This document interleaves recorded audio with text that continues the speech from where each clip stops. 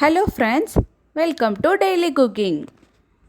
இன்றைக்கி நாம் ரொம்ப டேஸ்டியான சிக்கன் கிரேவி எப்படி செய்கிறதுன்னு வாங்க பார்க்கலாம்.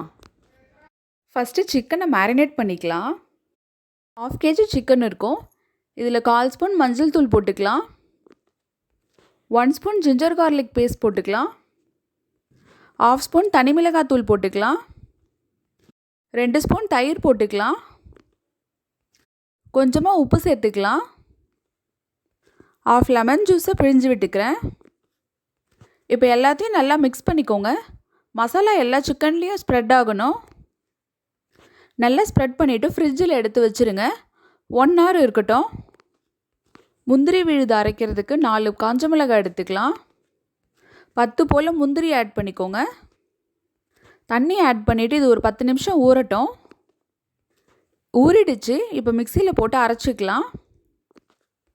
இது கூட 2 தக்காளி சேர்த்து அரைச்சிக்கலாம். முந்திரி விழுது அரைச்சாச்சு.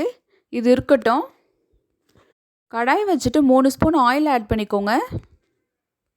வாசனைக்கு பட்டை, கிராம்பு, ஏலக்காய், பிரிஞ்சி இலை சேர்த்துக்கோங்க. 1 ஸ்பூன் சோம்பு சேர்த்துக்கோங்க. நல்லா பொரியட்டும். 4 வெங்காயத்தை பொடிசாக கட் பண்ணி வச்சுருக்கேன், அதை சேர்த்துக்கலாம். வெங்காயம் ஃப்ரை ஆகிற வரைக்கும் நல்லா வதக்கிக்கோங்க. ஓரளவுக்கு வெங்காயம் வதங்கினோடனே இது கூடவே spoon ginger garlic paste add பண்ணிக்கோங்க.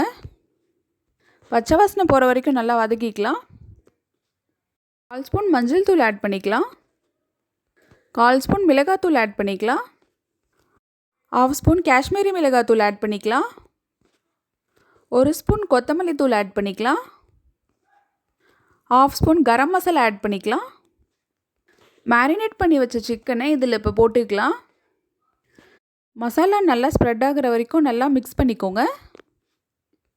தேவையான அளவு உப்பு சேர்த்துட்டு மூடி வச்சுக்கலாம். இப்போ பாருங்கள், சிக்கன்லேருந்து தண்ணி பிரிஞ்சிருக்கு.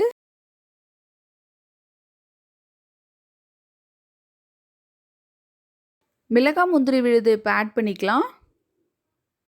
நல்லா மிக்ஸ் பண்ணிக்கோங்க. மூடி வச்சிடலாம். 15 மினிட்ஸ் போல் மூடி வச்சுருங்க. அப்பப்போ கிளறி மட்டும் விடுங்க, இல்லைன்னா அடி பிடிச்சிரும். நம்மளோட சிக்கன் கிரேவி ரெடி ஆகிடுச்சு. 1/2 ஸ்பூன் கஸ்தூரி மேத்தி ஆட் பண்ணிவிட்டு பட்டர் ஆட் பண்ணிக்கிறேன். இது ஆப்ஷனல் தான். இது ரைஸ், சப்பாத்தி, இட்லி, தோசை எல்லாத்துக்குமே சூப்பராக இருக்கும். நீங்களும் இதை உங்கள் வீட்டில் ட்ரை பண்ணி பாருங்கள். பிடிச்சிருந்துச்சுன்னா கமெண்ட்ஸ் பண்ணுங்கள். உங்கள் ஃப்ரெண்ட்ஸ், நெய்பர்ஸ்க்கு இந்த வீடியோவை ஷேர் பண்ணுங்கள். தேங்க்ஸ் ஃபார் வாட்சிங். பை.